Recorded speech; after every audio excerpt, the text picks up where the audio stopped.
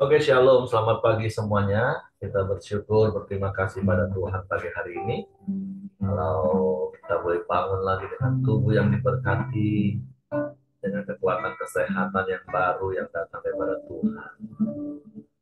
Kita bersyukur bahwa pemeliharaan Tuhan dalam hari-hari hidup kita, sehingga kita boleh ada sebagaimana kita ada pagi hari.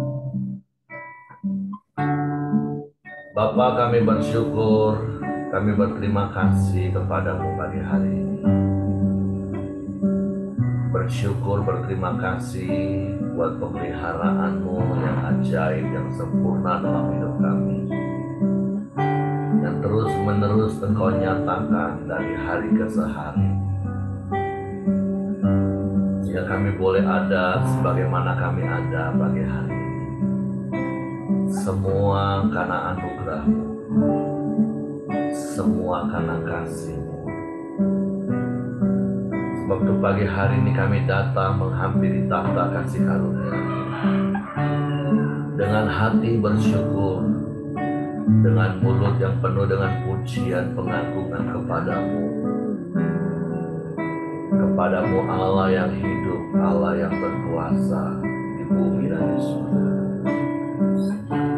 Allah yang sanggup melakukan segala perkara dan tidak ada yang mustahil baginya.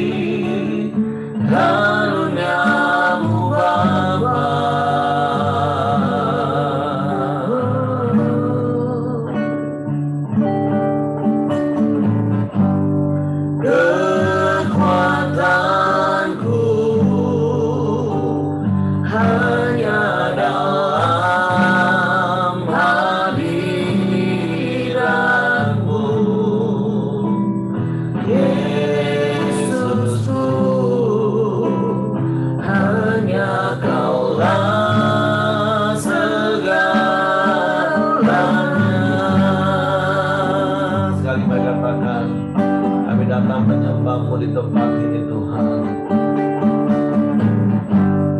ku menyembah dalam kudus hadirat-Mu,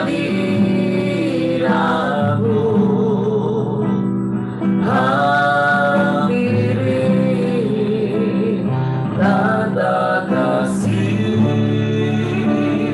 karunia-Mu Bapa. Kekuatanku hanya dalam hadirat-Mu, Yesusku, hanya Kaulah segalanya.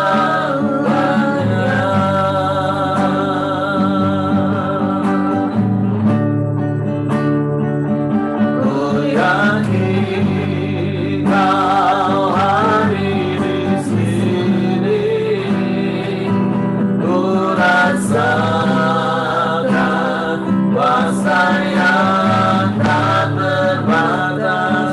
Ku yakin Kau nyata di sini, kemenangan terjadi di sini.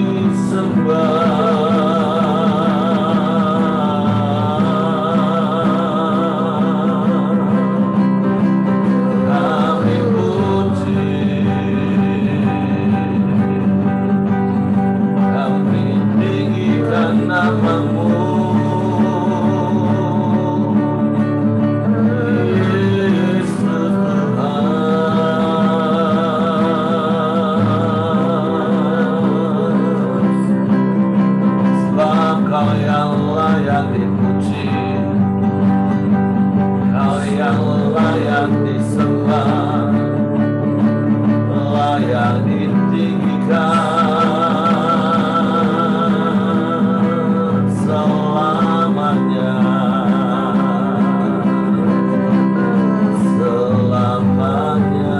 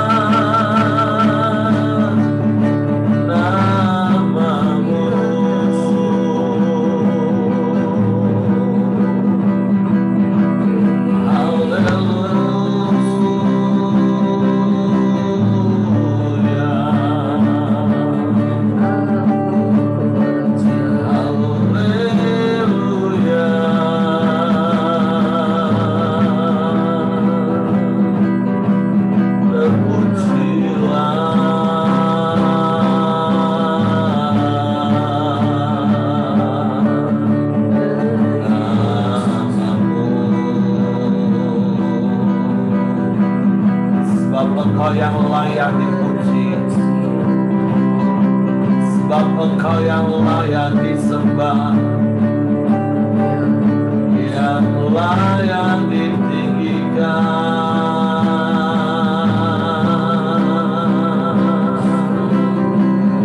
Yesus Tuhan,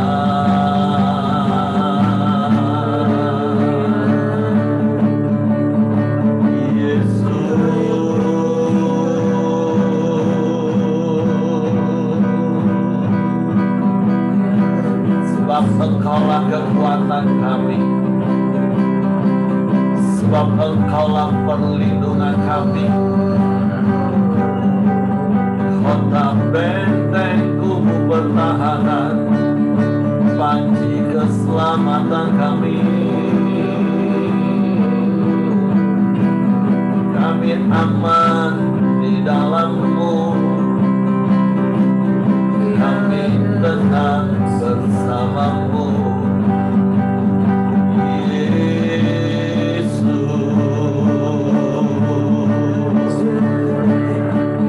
Yesus Tuhan,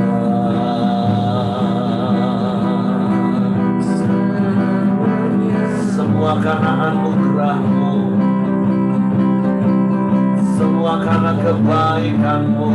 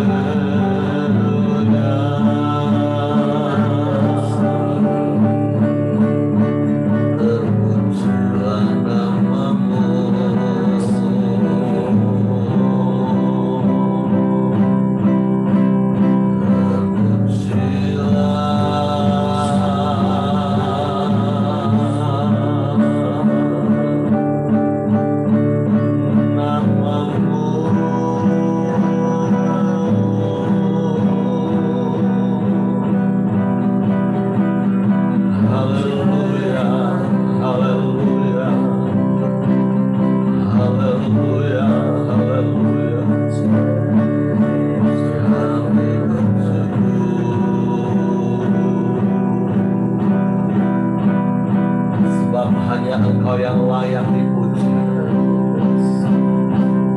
hanya Engkau yang layak disembah, hanya Engkau yang layak ditinggikan. Semua hanya karena anugerah-Mu, semua karena kebaikan-Mu.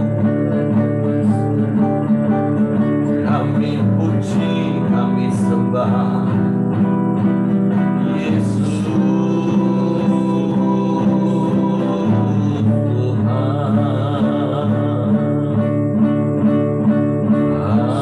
Haleluya.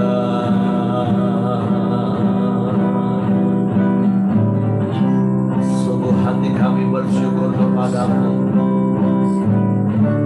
sebab anugerah-Mu besar bagi kami.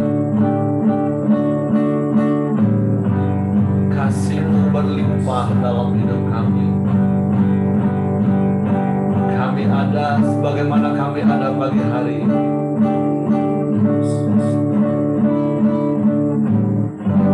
Haleluya, haleluya.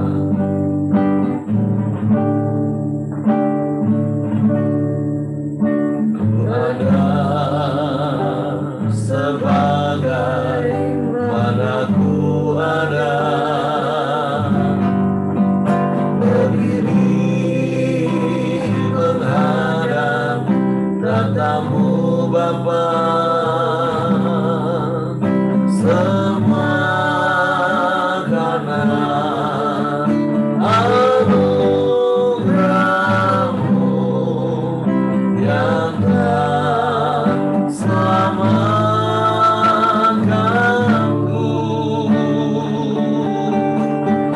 Ku hidup dalam segala kelimpahan,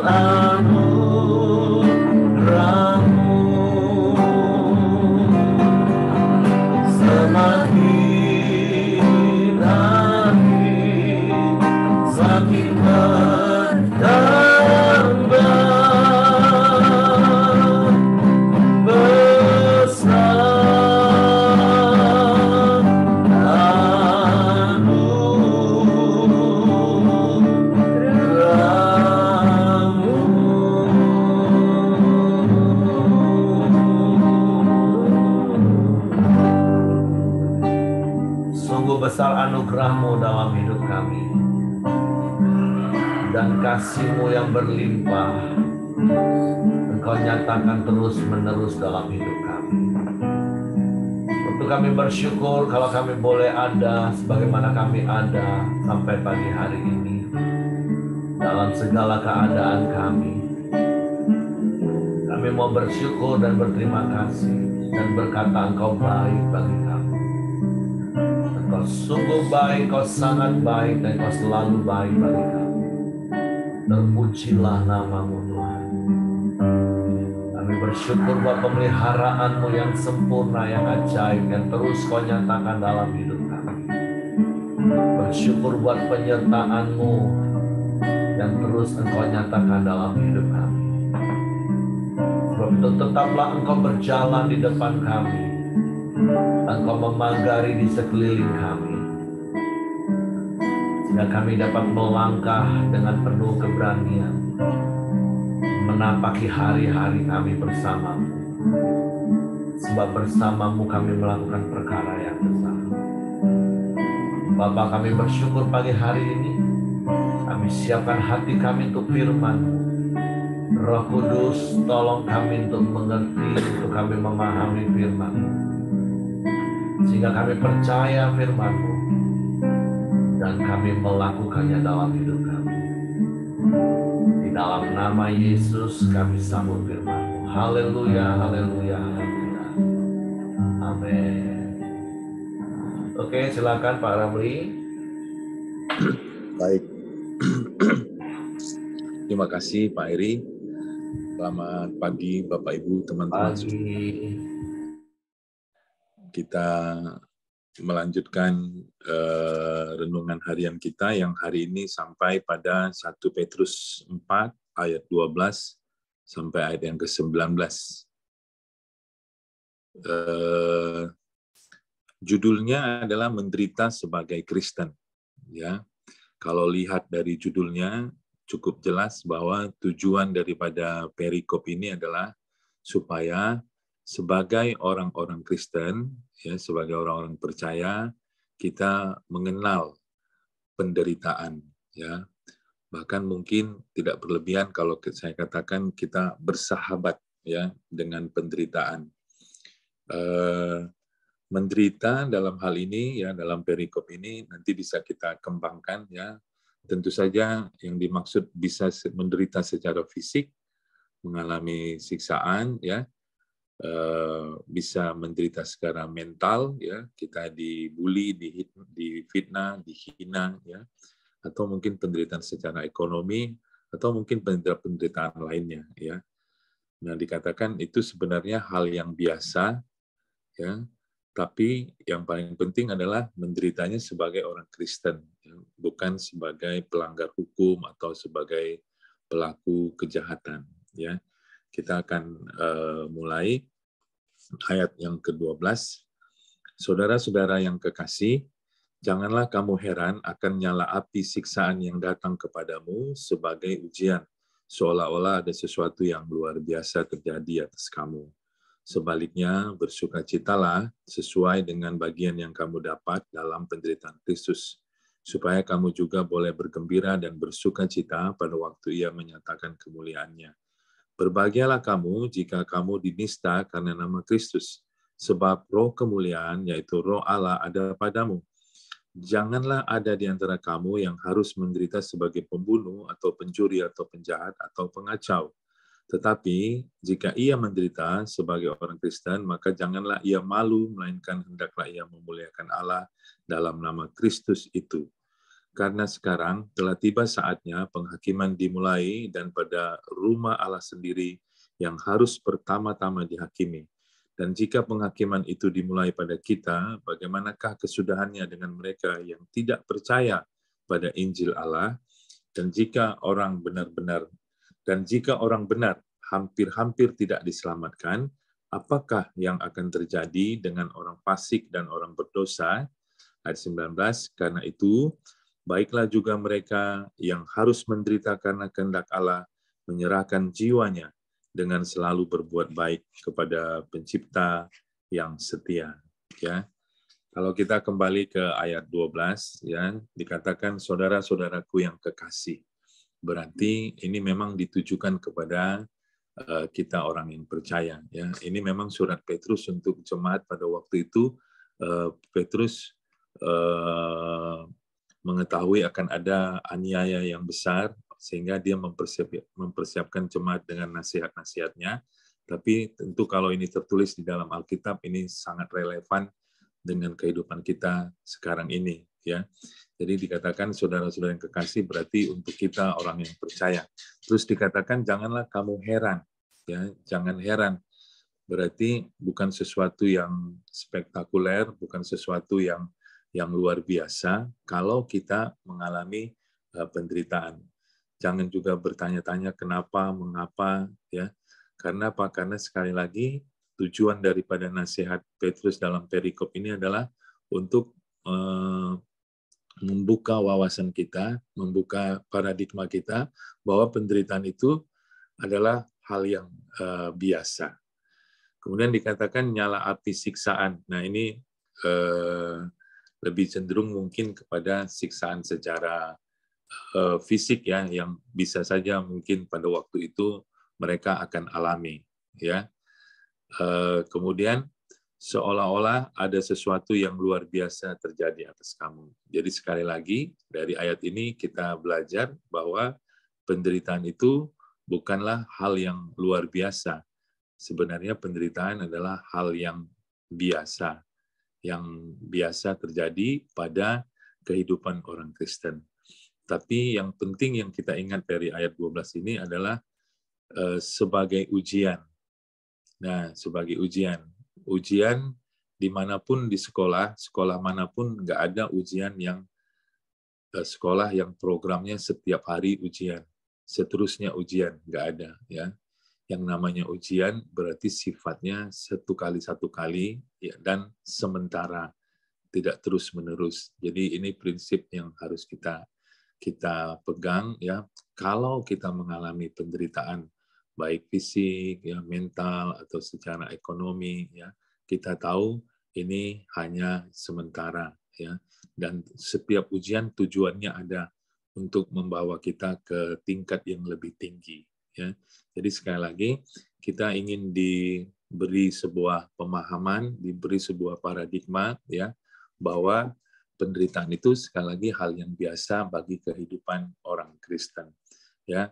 Nah, karena apa? Karena tidak ada yang kita mau menderita. Kita semua jujur takut menderita.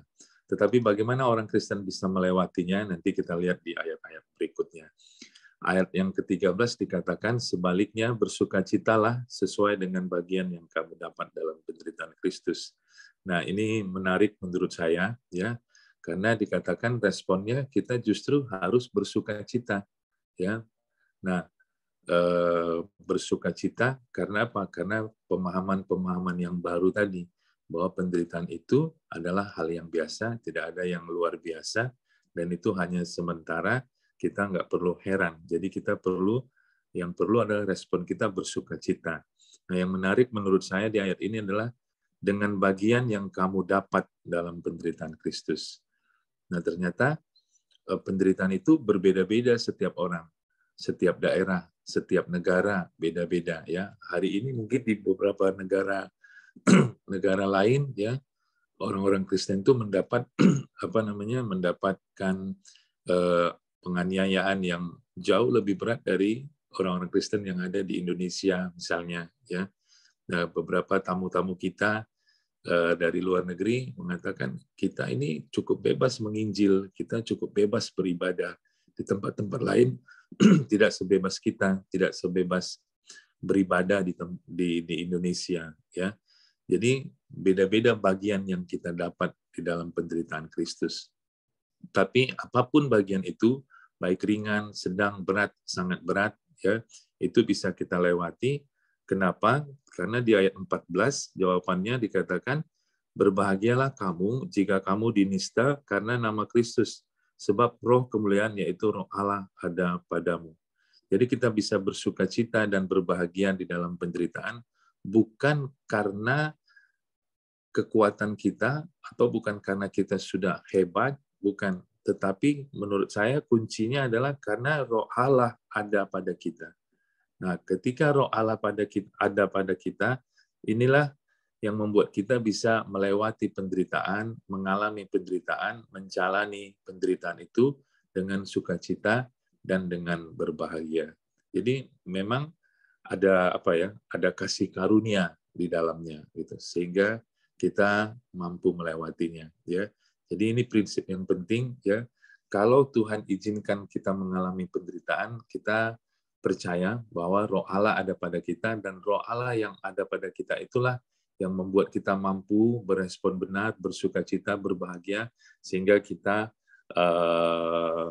bisa melewati penderitaan itu sendiri. Ya. Ayat 15 dikatakan, janganlah ada di antara kamu yang harus menderita sebagai pembunuh, atau pencuri, atau penjahat, atau pengacau.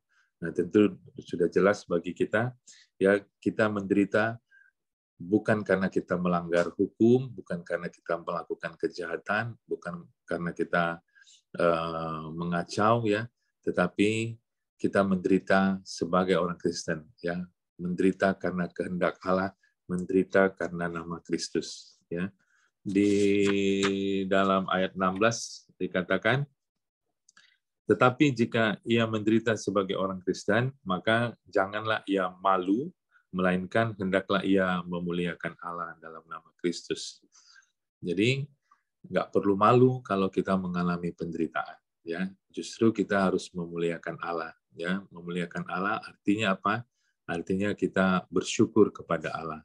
Kenapa? Karena kita tahu bahwa di dalam penderitaan yang sedang kita alami, ya, ada tujuan atau ada maksud, ya, bahwa kita akan Allah memperhatikan kita, mata Allah sedang tertuju kepada kita, ya. Nah, kita akan naik level atau naik tingkat ya. Dan yang paling penting adalah bahwa penderitaan itu tidak seterusnya, tidak selamanya ya, dan dia hanya bersifat sementara.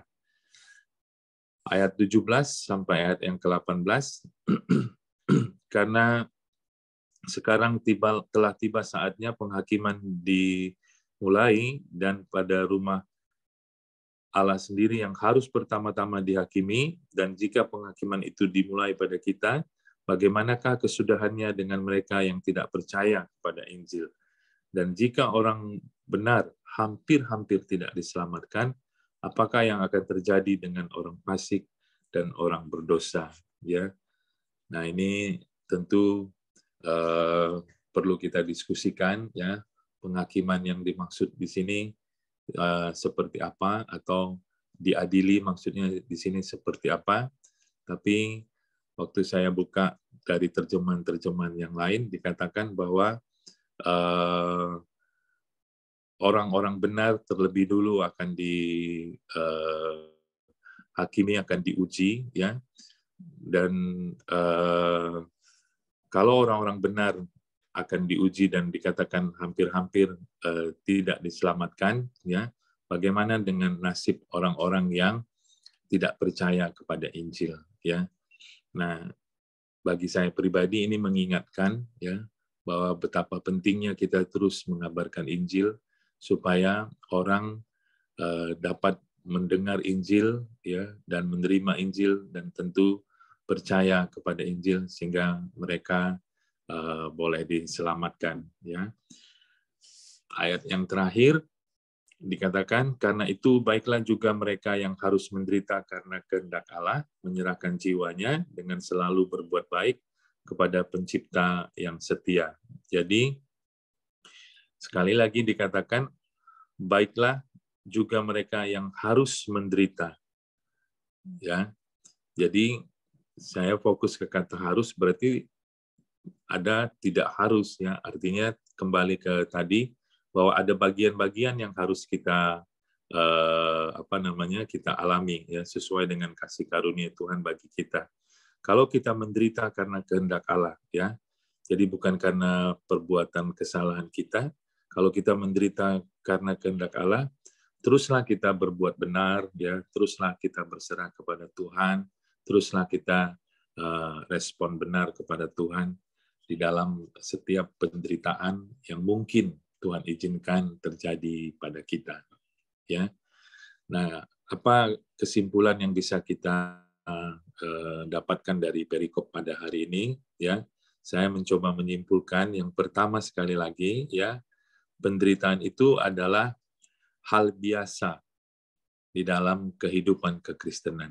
Ya, kita harus mengenal penderitaan, ya, dan harus bersahabat dengan penderitaan.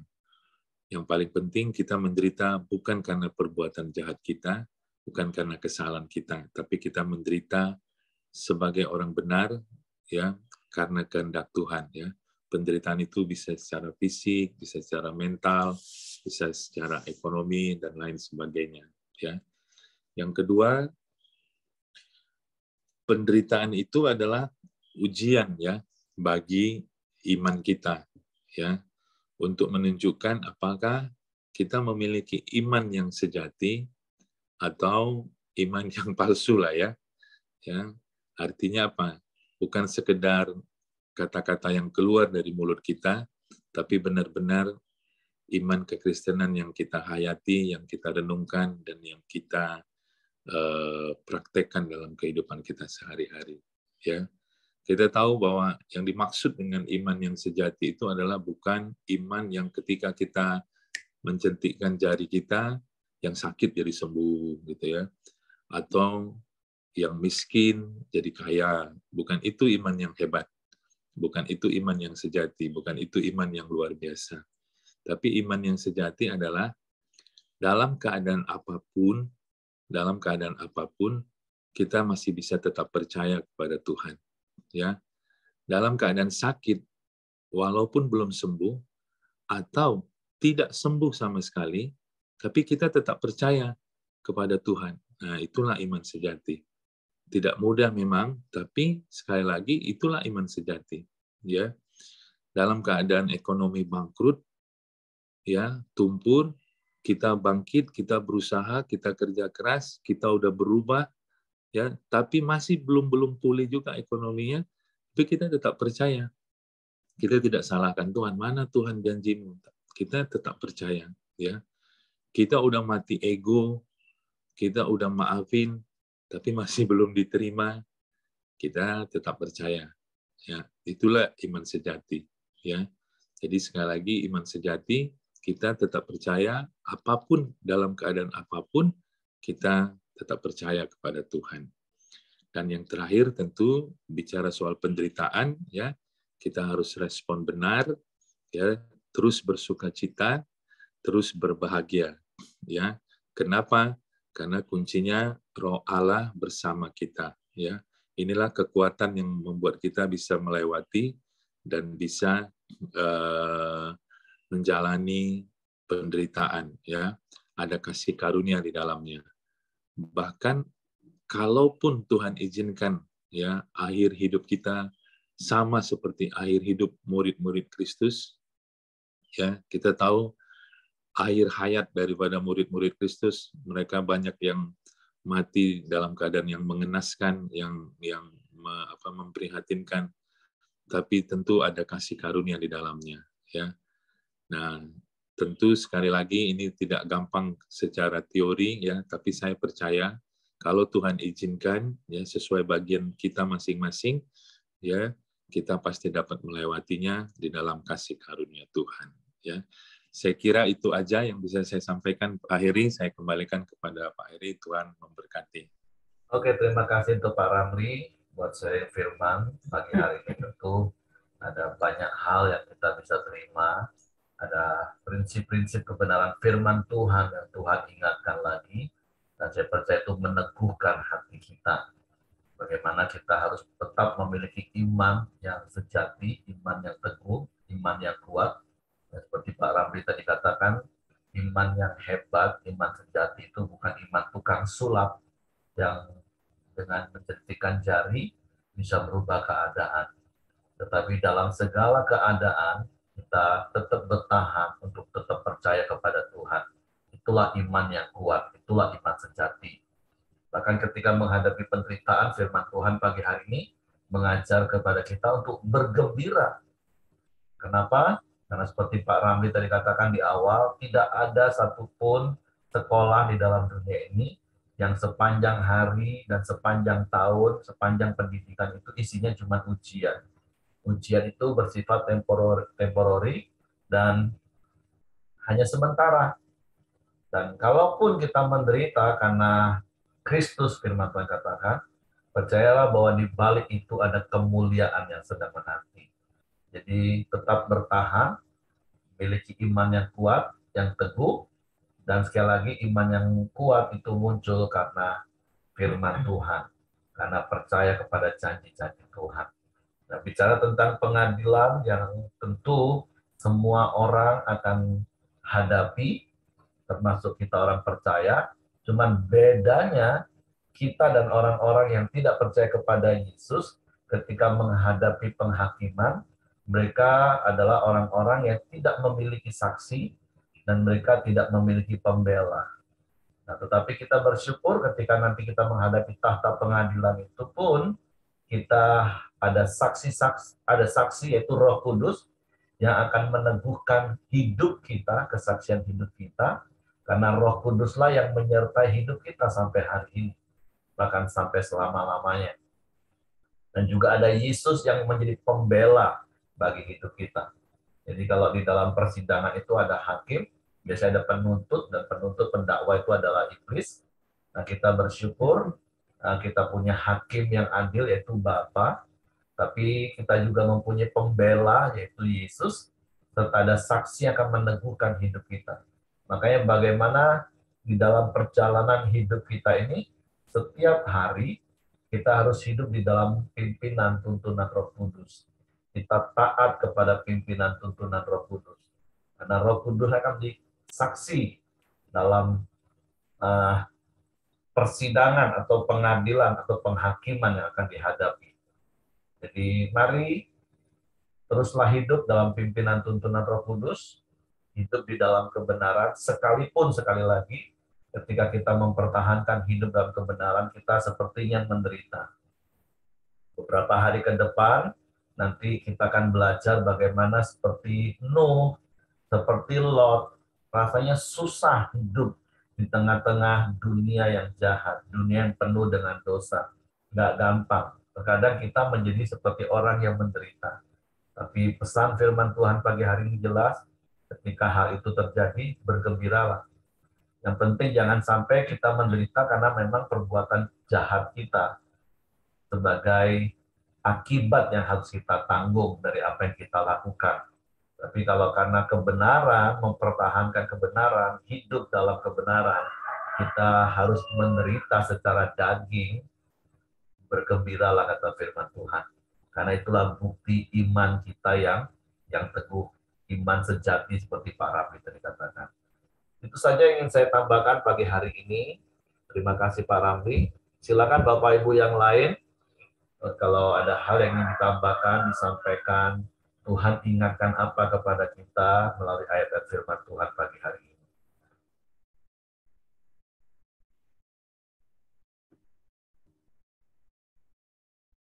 Oke? Kenapa terdiam semua Bapak Ibu? Apakah Bapak Ibu sedang menderita hari ini? Nasihatnya bergembira. Oke, Santi silakan. Enggak, Pak, enggak apa-apa. Oh, saya pikir Santi mau tambahkan sesuatu. Enggak. Pak Simon udah senyum-senyum tuh, Pak. Silakan. Kalau saya senyum-senyum karena Pak Ramli sudah mengupas begitu detail, jelas, lengkap, dan dimengerti. Terima kasih, Tuhan memberkati. Oke. Kalau gitu saya serahkan kepada Hengki. Ya, terima kasih. Mari kita masuk dalam doa kita di pagi hari ini. Bapa yang baik, kami sangat bersyukur kepadamu ya Tuhan. Di pagi hari yang indah ini, setiap kami datang kepada Engkau ya Tuhan. Menyembah, memuji, dan meninggikan namamu ya Bapa. Kami sangat bersyukur ya Tuhan. Setiap hari kami bisa datang ke hadapan-Mu ya Tuhan. Terima kasih buat kebenaran firman-Mu di pagi hari ini Tuhan. yang telah menjelaskan kepada kami kalau ujian atau penderitaan yang kami alami, Tuhan. Kami harus senantiasa bersuka cita ya Bapa. Karena ada roh Tuhan yang di dalam hidup kami ya Tuhan, yang memampukan kami melewati hari demi hari setiap ujian atau penderitaan yang kami alami ya Bapa. Terima kasih ya Tuhan, kami sangat bersyukur. Kami tahu Tuhan, Engkau Allah yang terus ada dalam hidup kami ya Tuhan. Tangan-Mu selalu menuntun kami dan menopang kami ya Bapa. Terima kasih ya Tuhan, buat Pak Ramli yang telah membagikan kebenaran firman-Mu. Biarlah Tuhan terus memberkati Pak Ramli ya Tuhan. Tuhan pakai lebih lagi ya Bapa. Baik di pekerjaannya sebagai dokter Tuhan, Tuhan mampukan lebih lagi ya Tuhan. Dan juga Tuhan urapi dengan urapan-Mu yang baru Tuhan. Dan hikmat-Mu yang luar biasa Tuhan curahkan juga kepada Pak Ramli ya Bapa. Dan juga pengembalaannya di Muara Bungo juga Tuhan berkati. Setiap jemaat-jemaatnya juga ya Tuhan. Dan juga istri dan juga anak-anaknya juga Tuhan berkati ya Tuhan. Terima kasih kami serahkan Pak Ramli ke bawah tangan kuasa-Mu. Dan juga setiap kami yang hadir di pagi hari ini juga Tuhan terus memberkati kami ya Tuhan. Tuhan terus ada di tengah-tengah keluarga kami. Tuhan terus menuntun setiap keluarga-keluarga yang hadir di pagi hari, bahkan yang tidak hadir juga ya Bapak. Tuhan berkati suami, istri, dan juga anak-anak kami. Terima kasih Tuhan, biarlah Tuhan terus memberikan kesehatan, kekuatan, dan perlindungan yang daripada Tuhan pada setiap kami ya Tuhan. Terima kasih, kami juga terus berdoa buat bangsa dan negara kami Indonesia. Tuhan terus berkati bangsa kami Indonesia ya Tuhan. Tuhan curahkan damai sejahtera-Mu, sukacita-Mu Tuhan atas bangsa ini ya Tuhan. Dan juga Tuhan terus membawa bangsa ini hari demi hari lebih baik ya Tuhan. Baikkan perekonomian, baikkan keamanan juga ya Bapa. Tuhan juga berkati pemerintahan kami yang ada Tuhan. Biarlah roda pemerintahan ini boleh berjalan dengan baik, dengan jujur, dengan takut akan Tuhan ya Bapa.